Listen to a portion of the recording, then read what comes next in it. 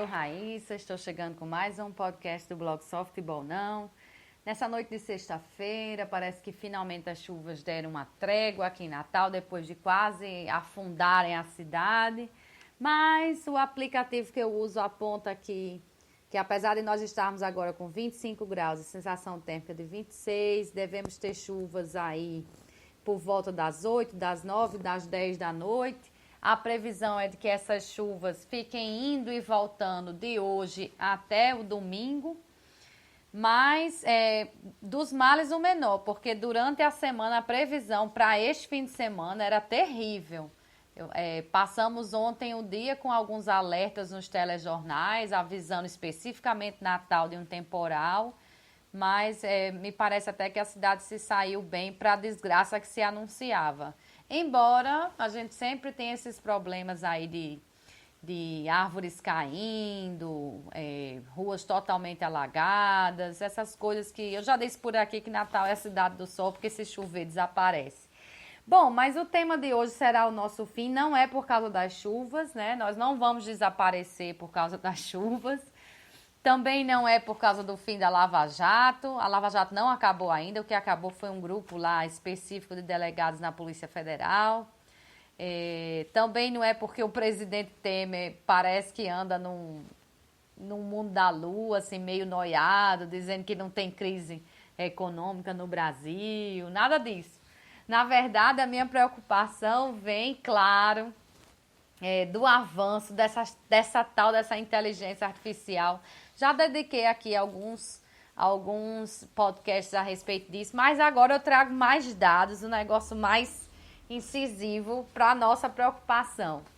Primeiro, nós temos que prestar atenção no dia a dia, né? A gente já sabe que o que a gente vê em aplicativo não é o que a gente escolhe mesmo, são os algoritmos que escolhem para a gente, né? Então, que mais aqui? Peraí, porque agora, além de tudo, eu tenho uma gata que vem da rua pra cá, mas tem uma dentro de casa também que quer participar dos podcasts, aí que fica complicado.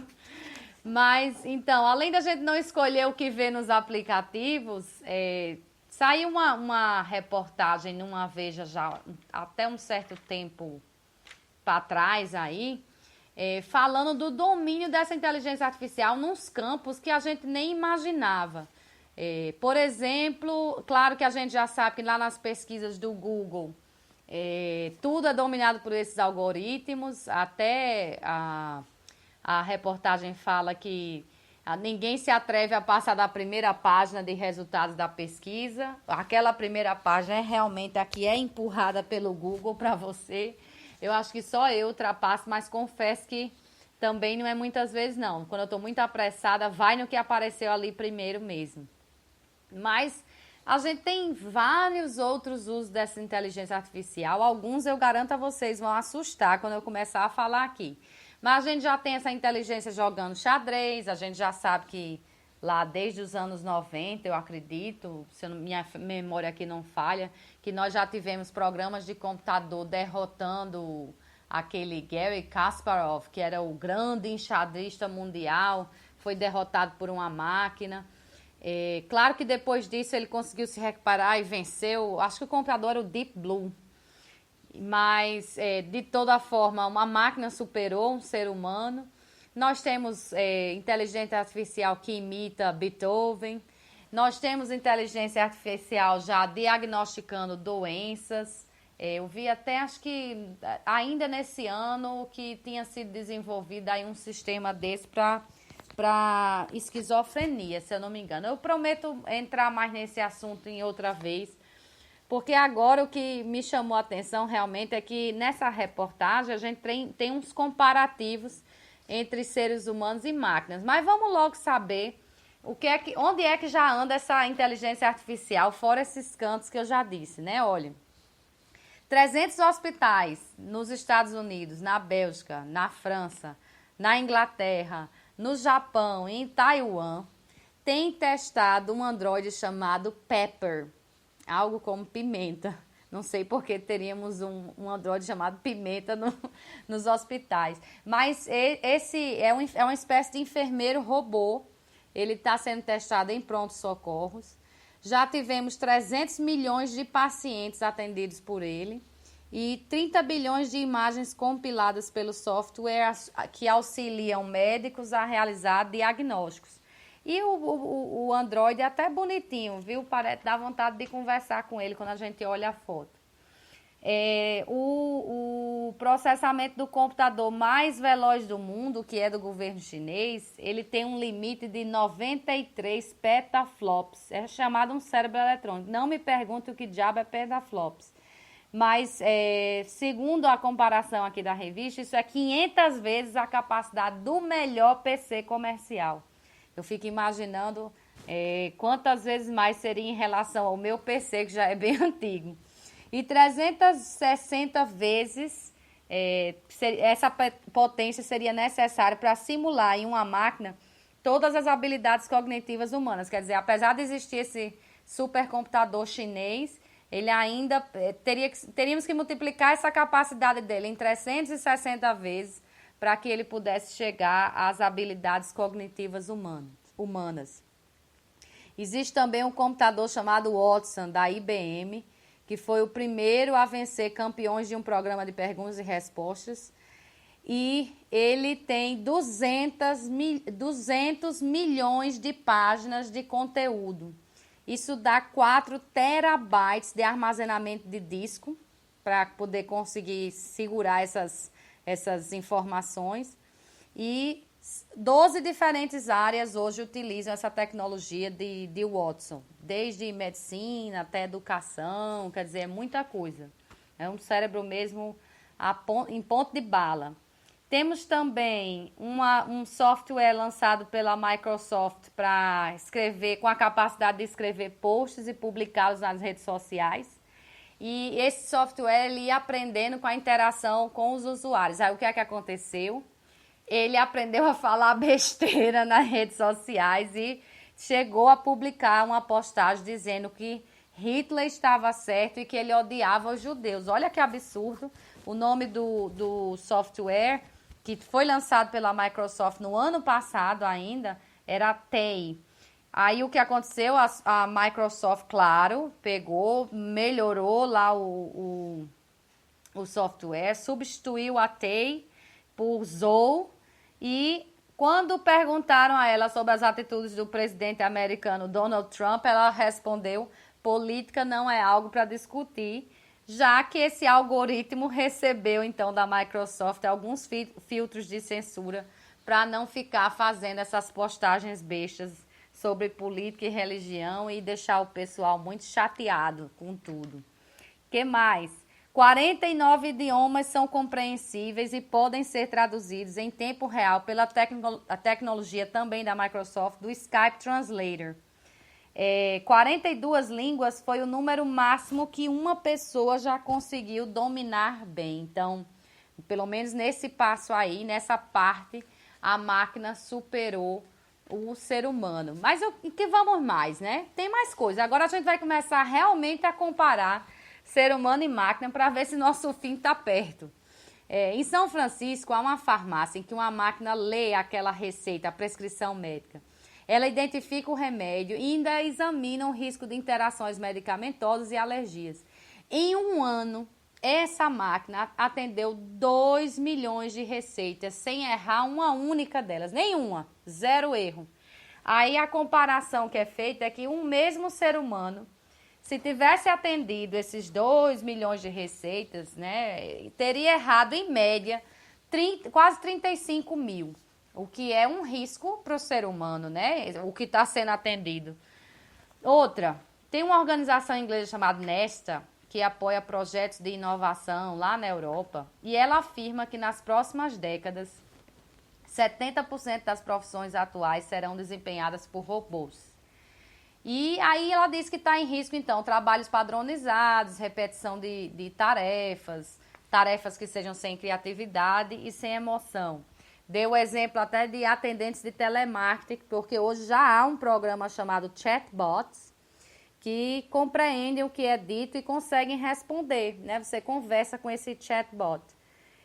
Que mais que ela aponta, né? Tradutor, motorista, todos esses empregos, então, começam a entrar na linha de risco. Mas aqui eu faço um parênteses, porque nessa semana que passou, o The New York Times trouxe uma reportagem sobre os trabalhadores da Índia, reconhecidamente um polo de tecnologia, e os trabalhadores da Índia que trabalham com tecnologia estão perdendo seus empregos para a tecnologia. Então, nem as profissões que são voltadas à análise de software, de dados, etc., nem isso está escapando mais, minha gente. O avanço está super rápido, né? As profissões estão caindo pelo caminho, então até mesmo o polo de tecnologia tão forte que era na Índia, agora está passando por uma crise terrível, com demissão em massa, porque até isso a tecnologia está tomando os empregos de quem trabalha com tecnologia. Então não adianta pensar que é só profissão repetitiva, porque o avanço tem sido profundo. Eu até já falei em outros podcasts aqui que até uma análise de contrato sobre o aspecto jurídico, uma coisa que é feita com bastante cuidado por advogados, já há um escritório de advocacia nos Estados Unidos que conseguiu desenvolver, lógico que com o pessoal adequado, uma máquina dessa de inteligência artificial para analisar contratos. Então, o que se fazia em um ano com 5 ou 6 profissionais, a máquina faz em 2 horas. Não é, todo mundo está na linha de risco aí dos equipamentos de inteligência artificial. Não é nada fácil. Para se ter uma ideia, por exemplo, a Google vem desenvolvendo um projeto chamado Waymo, que é um carro sem motorista, um carro autônomo. E ele pode guiar nas ruas sem causar acidentes, não, pelo menos não há registro até agora de nenhum acidente com os carros da Google. E esse carro já dirigiu 3 milhões de quilômetros desde 2009. Quer dizer, estamos em 2017, são 8 anos dirigindo, já foram 3 milhões de quilômetros. Se um ser humano tivesse que percorrer essa mesma distância, ele levaria em média 300 anos.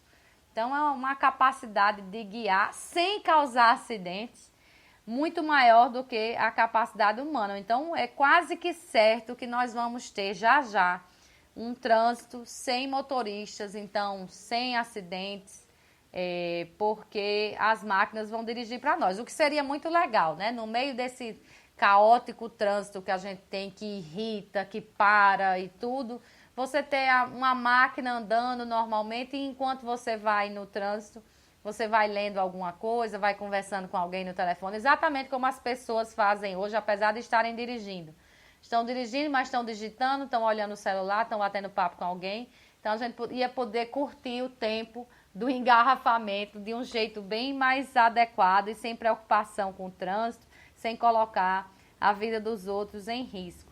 E como eu disse, isso aí está tão avançado, está tão para frente mesmo, que todos os fabricantes de carros estão investindo nessa tecnologia. Não é exclusividade da Google, como eu disse, todos estão procurando investir numa forma de colocar o carro para se mover sem motorista. E até a Uber já entrou nisso também. A Uber tem testado, acho que eu li inclusive no The New York Times uma semana dessa, a Uber testou já até caminhão sem motorista para fazer entregas, né? Tem uma certa licença especial para poder colocar esse povo para circular, porque querendo ou não é um teste, então pode dar alguma coisa errada. Mas a gente já tem testes aí com drones para fazer entrega, então parece que rapidamente nós vamos perder essa função de motorista. Tanto de motorista pessoal, né, de você pegar o carro para dirigir, como motorista profissional. Me parece que essa é a profissão mais na linha de tiro ultimamente. E pelo número de acidentes, pelo menos aqui no trânsito do Brasil, o número de mortes que o trânsito causa, aqui no Brasil, as estatísticas apontam que em um ano a gente mata mais nas estradas brasileiras do que a guerra do Vietnã, né? Estados Unidos e Vietnã durou, acho que 7 anos ou 11 anos, não vou lembrar agora, mas mais do que esse período todo, uma guerra, né, mata menos do que o Brasil mata num ano no trânsito. Então, para cá, pelo menos, seria de grande valia nós termos esses carros sem motorista. E, presta atenção na previsão Os especialistas apontam aí que ao longo da década de 20, não a de 1920, a de 2020, é claro, para o futuro, nós já estamos em 2017, quer dizer, falta pouco. Ao longo da próxima década, nós teremos esse carro sem motorista já no mercado, né? Não como protótipo, mas com carro disponível para a gente rodar nas ruas. Então, não vai demorar muito para a gente ter essa realidade de um trânsito talvez sem acidentes, né? Seria uma delícia, pelo menos isso. Aí, que mais que a gente tem aqui? Sim, há mais uma comparação, eu já ia esquecendo. Supercomputadores da Microsoft hoje traduzem todas as páginas da Wikipedia, todas, para qualquer idioma, em menos de 0,1 segundo. O que é que nós, seres humanos, fazemos em 0,1 segundo? Eu nem sei. Eu sei que isso é a metade do tempo que a gente leva para piscar os olhos. E olha que às vezes a gente pisca os olhos super rápido, né? Que nós nem percebemos que estamos piscando. Temos que prestar atenção que estamos piscando os olhos para perceber de tão rápido que é aquilo. Então, é uma velocidade realmente imbatível. Você traduzir tudo para qualquer idioma em 0,1 segundo, mas, pelo menos aqui, aí entra aquela questão da qualidade. A qualidade não é tão boa. Você aí que usa, por exemplo, Google Tradutor, sabe o que eu estou dizendo. Você joga um texto lá e quanto maior o texto, mais sem pé nem cabeça ele vai saindo, porque ainda não temos a inteligência artificial que faz contexto. Mas, entre nada e alguma coisa em 0,1 segundo, não deixa de ser uma boa ferramenta para trabalho, para estudo, para tudo. Então, é interessante, lógico que deve evoluir mais do que já está aí. Deve chegar a uma coisa talvez mais próxima realmente da compreensão do que se quis dizer. Que mais? Vamos lá. Barack Obama, no último discurso dele público como presidente, que foi em janeiro deste ano, ele disse isso aqui, ó: a próxima onda de deslocamentos econômicos não virá do exterior, mas sim do ritmo implacável da automação, que torna obsoleto um monte de bons trabalhos, da classe média. É isso, né? A gente vive uma crise no mundo, é tanto que a gente vive essa onda conservadora, até reacionária, das pessoas quererem voltar às coisas como eram antes, identificando que são as novas ideias que estão destruindo o mundo bom como ele era. E o que a gente vai ter realmente, segundo Barack Obama, são esses deslocamentos. E eu aponto de novo os trabalhadores da Índia, que já começam realmente a pensar em deixar o país em busca de trabalhos na área de tecnologia, porque na Índia mesmo a tecnologia já está tomando os trabalhos dele. Então, os trabalhadores devem migrar tanto para outros países em busca de vagas onde a tecnologia ainda não tenha chegado, não sei até quando, até que ponto isso será interessante, mas certamente vão ter que migrar para essas 30% restantes de profissões, já que lembra a previsão lá da organização inglesa NESHA, que era 70% das profissões atuais serão desempenhadas por robôs. Então, os 30% restantes, que serão profissões, algumas que já existem, serão outras novas, certamente vão estar ligadas ao talento criativo e à sensibilidade, como artes, o comando de pessoas, porque ninguém imagina que um computador vá comandar pessoas e as pessoas obedecerem com tranquilidade. O ser humano tem dificuldade em obedecer regras. Aqui, por exemplo, a gente tem dificuldade de obedecer aquelas marcações de fila que vemos em lotéricas, bancos, etc. Então, o comando de pessoas deve continuar com pessoas e até desenvolvimento de softwares, dependendo da área, porque, como eu disse, lá na Índia, emprego de tecnologia já começa a faltar. Aí você vai dizer assim, mas será que a gente não vai ter uma inteligência artificial que vai poder fazer arte, né? Produzir arte? Sim, já existe software com capacidade para escrever poema, já existe software com capacidade para pintar um quadro, inclusive coisas belíssimas, porque todos os algoritmos são baseados em trabalhos consagrados de artistas, mas aí é que está o pulo do gato. Nós não vamos ter nada de novo.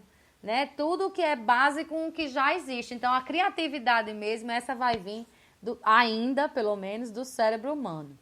Aí, onde está, então, qual é o estágio, né, da inteligência artificial? Segundo Donald Knuth, que é um cientista da computação da Universidade de Stanford, ele disse assim: a inteligência artificial teve sucesso em fazer essencialmente tudo o que requer pensamento, mas falhou em realizar a maior parte daquilo que pessoas e animais fazem sem pensar. Isso, de muitas formas, é bem mais difícil. Então, aquela coisa da criatividade mesmo, agora deu esse snap aqui, né, esse tchan, e eu vou fazer isso. Isso é sair da regra. E sair da regra para as máquinas ainda não é fácil. Então, a inteligência artificial ficou meio que parada nisso aí. Ainda, Tim Berners-Lee, que é criador dos principais códigos de computação que originaram a internet comercial, sim, porque a internet inicialmente era militar, mas isso é papo para outro dia. Olha o que é que ele disse: estamos continuamente examinando a lista de coisas que as máquinas a princípio não podem fazer e riscando as tarefas agora possíveis para elas. Um dia chegaremos ao fim da lista. Então veja só que a sensação de todos os cientistas é essa, que há limites à inteligência artificial, mas todos serão suplantados. Vou dar mais um exemplo aqui da Microsoft. No Rio, ela instalou um centro de desenvolvimento e lá nesse centro agora ela está trabalhando num software de análise de vídeo. Olha que coisa que a gente não imagina que pode ser aplicada à inteligência artificial. Porque a gente tem, por exemplo, vigilantes em lojas que ficam de frente para aqueles monitores com as imagens do que estão acontecendo ali nas várias câmaras da loja, né? Para identificar algum roubo ou mesmo alguém passando mal, alguma coisa assim. Então, segundo esses estudos lá da Microsoft, um vigia humano, ele perde 50% da atenção depois de 18 minutos trabalhando. Então, 18 minutos lá ele olhando para aquelas imagens, a 50%, metade da atenção dele vai embora. Depois de 1 hora, é quase 100% do foco que desaparece. E eu fico imaginando nessa época atual que as pessoas não conseguem mais ter atenção em nada. Ficou monótono uma atividade, o povo já quer pegar o celular e conferir alguma mensagem, conferir alguma coisa. Então, trabalhar como vigia, né, de frente para monitores não é nada fácil. Aí o que é que a Microsoft está desenvolvendo lá no Rio de Janeiro? Uma máquina que mantém, ela não vai passar isso para o ser humano, mas ela mantém a atenção absoluta. E em 6 anos de desenvolvimento, ela passou de 28% de acertos em relação ao padrão do que ela via na imagem para, pasmem, 97% de acerto. Então, hoje nós já temos uma máquina que tem uma capacidade de atenção para esse tipo de análise de imagem bem melhor, bem superior ao ser humano. Então, a máquina consegue identificar naquele padrão de imagem se tem alguém passando mal e que é preciso mandar um enfermeiro ali no pronto-socorro para que a pessoa não morra, se tem alguém furtando alguma coisa. Então, ela acerta em 97% das vezes. Imaginem que se em 6 anos ela passou de 28% para 97%, para chegar aos 100% não falta mais nada. Então, essa é mais uma profissão, né? Analisar imagens de trânsito, por exemplo, esse monitoramento de câmeras, é mais uma coisa que vai ficar aí para os robôs, ou pelo menos para a inteligência artificial, já que a gente tem uma ideia de robô muito próxima do que é um ser humano, né? Com perna, braço, etc. Bom, quando executar todas as tarefas rotineiras, porque hoje é o que sobrou para a inteligência artificial. De início, as pessoas achavam que a gente teria A inteligência em si surgiu lá em 1940. Então, de início, se achava que em pouco tempo, em 20 anos, a gente ia ter um robô muito semelhante ao ser humano. Temos várias ideias que a gente vê aí pelo cinema nesse sentido. Só que começou a bater a decepção, a frustração, o desapontamento nos cientistas, porque eles não conseguiam chegar nisso. Os robôs eram abobalhados, não chegavam nem perto da capacidade do ser humano de aprender a falar, de responder a comandos. Imagine sentir emoções, essas coisas. Então, durante um tempo aí, até mais ou menos os anos 80, dos anos 60 aos anos 80 do século passado, a inteligência artificial entrou meio que numa fase de inverno, né? Ela parou, ninguém queria desenvolver mais nada.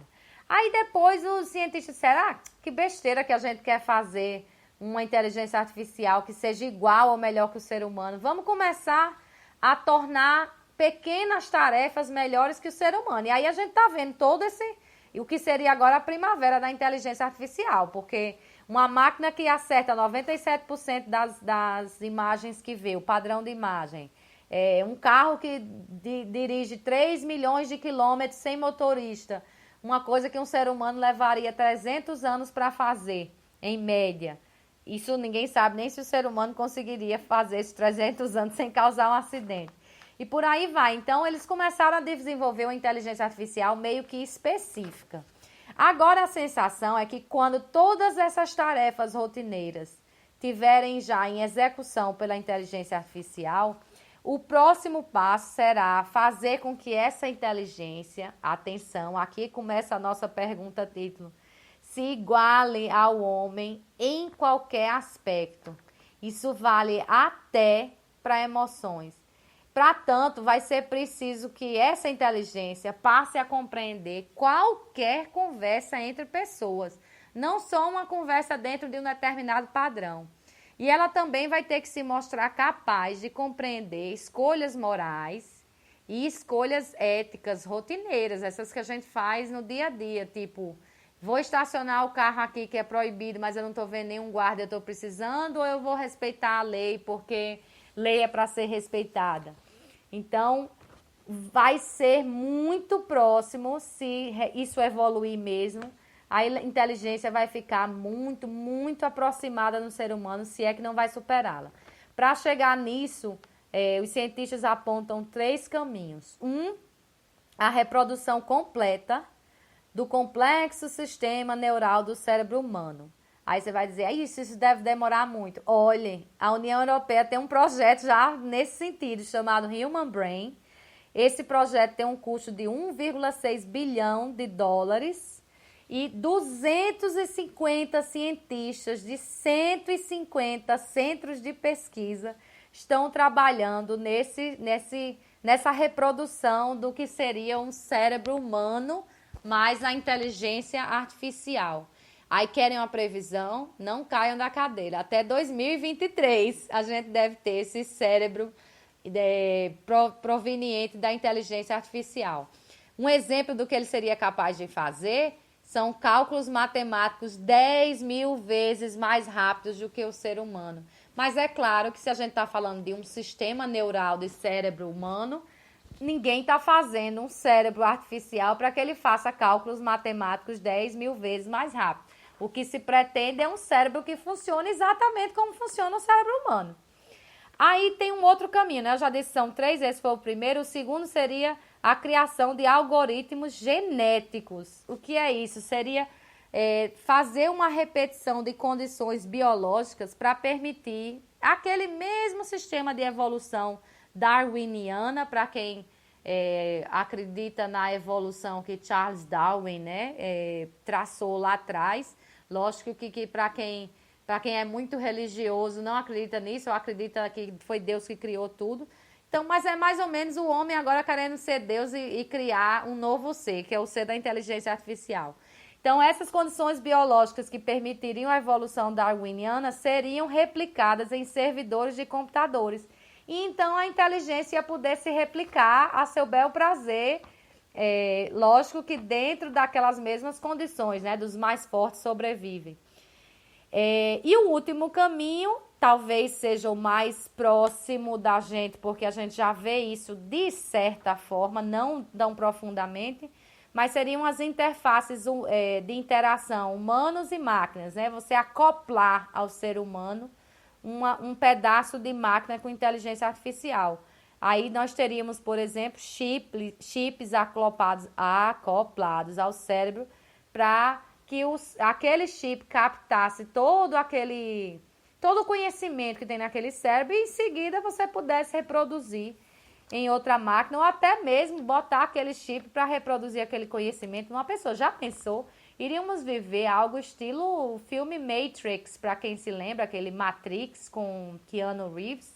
Quem foi para o cinema só para ver efeito especial, talvez nem lembre, mas para quem gosta de filosofia e lembra da história, você podia carregar no seu cérebro, só conectando um cabo, né, que ligava o seu cérebro a um computador, você podia carregar o que você quisesse, conhecimentos de artes marciais, uma nova língua, tudo em questão de segundos. Então, vê que às vezes o cinema termina apontando o caminho para onde a ciência vai. Aí vamos para as expectativas dos cientistas. 90% dos cientistas, as máquinas vão superar, sim, o cérebro humano ainda neste século. Então, não está tão distante, não. E para 50% deles, isso vai acontecer até a década de 50. Então, daqui, 17, daqui a 33 anos, a gente já pode começar aí a contagem regressiva de quando o cérebro humano será superado pelas máquinas. Aí é claro que surgiu um alerta. Você está achando tudo muito viajante, né, até agora. Um estudo da Universidade de Stanford com os 100 maiores pesquisadores da área apontaram riscos para isso. E esses riscos eles vão desde levemente ruins até completamente catastróficos. Claro, deve estar vindo aí na sua cabeça Exterminador do Futuro, até mesmo o filme Wall-E. Temos desde desenho animado até os filmes mais pavorosos a respeito desse domínio das máquinas. Tá achando que é brincadeira? A Amazon, Microsoft, Apple, Facebook, Google e a IBM já se juntaram no ano passado para criar uma instituição chamada Partnership on AI, que seria uma parceria na inteligência artificial. Sabem qual é o principal objetivo dessa instituição? Impedir que um dia os robôs possam se voltar contra nós ou nos domar. Então, não pense que a ideia dessa inteligência se voltar contra nós é uma coisa muito louca, muito de filme. Eu tenho até aqui umas frases de alguns pensadores falando a respeito disso. Por exemplo, o documentarista americano James Barrett, que é especialista nesse tema, é autor do best-seller Our Final Invention, Artificial Intelligence and the End of the Human Era. Nossa invenção final, a inteligência artificial e o fim da era humana. Isso aqui é a tradução da Veja. Olha o que ele diz. Coloque-se no papel da IA, que é a inteligência artificial. Imagine acordar em uma prisão guardada por alguns ratos, que ele diz que somos nós, os humanos. Não ratos comuns, mas ratos com os quais você pode se comunicar. Qual estratégia você usaria para conquistar a sua liberdade? Isso é uma pergunta que faz a gente começar a especular o que danado essas máquinas fariam com a gente, né? Para nos manipular e se libertarem, então. Aí você diz assim, mas esse cara escreveu um livro, quer ganhar dinheiro com isso. E Stephen Hawking, né? O grande físico inglês, tema aí de filme e tudo. Ele e o empreendedor sul-africano Elon Musk, que é ele mesmo, criador de tecnologias de inteligência artificial, como as empresas Tesla, que faz carros elétricos, e a SpaceX, que é de exploração espacial. Eles discutiram o assunto, aí Hawking aproveitou e declarou: o desenvolvimento da inteligência artificial poderia significar o fim da raça humana. Essas máquinas avançariam por conta própria e se reprojetariam em ritmo sempre crescente. Os humanos, limitados pela evolução biológica lenta, não conseguiriam competir e seriam desbancados. Então, olha que coisa louca quando você vê quem são os caras que estão aí falando a respeito disso, chamando a atenção para o problema que a gente pode estar criando sem perceber, ao buscar essa inteligência artificial super inteligente e muito acima do ser humano. Aí voltando àquela Partnership on AI, né, que é a junção das gigantes lá do Vale do Silício, lógico que além de impedir que um dia os robôs possam se voltar contra nós ou nos domar, elas têm outras questões também para discutir. Por exemplo, Se uma tecnologia de inteligência artificial cometer algum crime, como um carro autônomo que acabe por atropelar alguém no trânsito, de quem será a culpa? É difícil estabelecer isso, mesmo no direito, hein? A gente pode puxar a culpa aqui para um monte de gente. Quem fabricou, quem tinha o domínio daquilo. Outras das questões que eles discutem. Essa culpa vai ser da empresa, né, do dono, da própria inteligência artificial. Como é que a gente vai punir uma inteligência artificial? Já pensaram nisso? Lógico que está sem resposta. Outra coisa que eles querem pensar é como construir diretrizes morais que possam guiar os androides que surgirão. Essa de diretrizes morais a gente já viu falar na ficção científica. De novo, em Matrix lá atrás, falando agora as 3 leis da robótica que foram redigidas em 1942 pelo escritor americano Isaac Asimov. Em um dos seus contos clássicos, que eu acho que até tem um filme baseado nisso, que é Eu, Robô. Essas leis, em resumo, impedem que inteligência artificial, qualquer que seja ela, né, em formato de robô, etc., então impede que ela viesse a fazer mal aos humanos ou, por omissão, permitir que isso ocorresse. Então, a Veja aqui, por exemplo, diz que seria razoável programar com tais limitações os robôs do amanhã, ou corremos o risco de deixar a civilização à mercê da inteligência artificial. Bom, um filósofo sueco resume dizendo: como o destino dos gorilas depende hoje mais de humanos que dos próprios gorilas, o de nossa espécie pode vir a depender de ações tomadas por máquinas superinteligentes. É hora de parar e pensar o limite dessas coisas, de fato, né? Temos muita ficção aí no cinema americano para nos alertar. Como eu já disse, vários, desde desenho animado até filmes que são comédia romântica, até filmes mais pavorosos, mais apocalípticos. Temos literatura a respeito. E agora temos até as empresas de tecnologia preocupadas com isso. Já sabemos que não há mais quase que barreiras a isso. A inteligência artificial vai sim superar a inteligência humana, pelo menos. É a previsão aí dos grandes cientistas.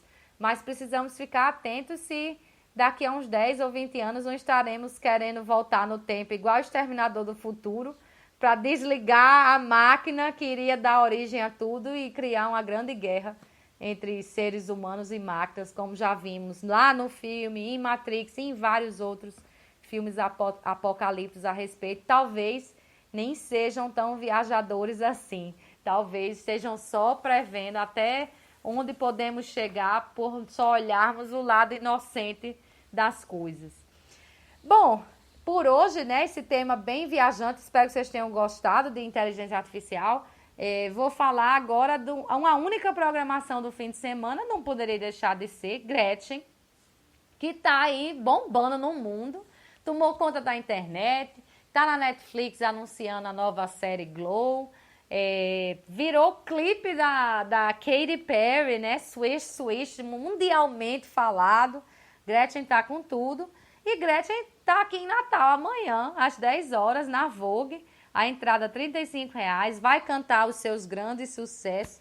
Cantar, eu acho que é um pouco de exagero, né? Ela vai dublar, vai dançar os seus sucessos. Dance With Me, Freak Le Bom Bom, Conga, Conga, Conga. E Melô do Piri Piri, Jesus La Femme, que o pessoal enlouquece. Então, Gretchen tá com tudo e além de estar com tudo, tá em Natal aqui amanhã na Vogue, que é uma programação diferente, voltar no tempo aí para os anos 70, 80, ou mesmo conhecer o fenômeno que está dominando a internet no mundo, os clipes aí de Katy Perry e tudo, é amanhã na Vogue. Bom fim de semana a todo mundo. Renovo o convite para sexta, 19 horas, sobre outros assuntos. E domingo de manhã, às 10 horas, sobre o nosso futebol. Boa semana, então. Aliás, bom fim de semana a todos e até lá.